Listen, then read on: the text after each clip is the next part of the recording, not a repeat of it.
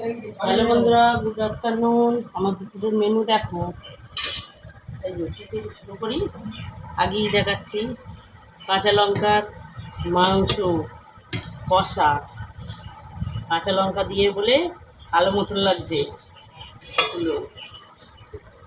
এটা হচ্ছে পটল আলু তরকারি, ভিন্ডির ডাল। আর এইটা কোনোদিন কেউ খাইনি।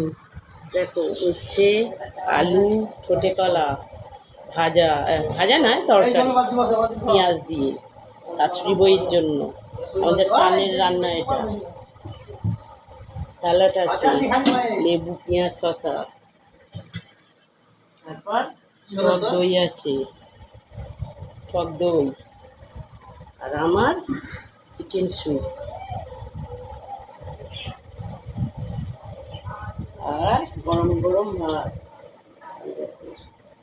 গরম গরম ভাত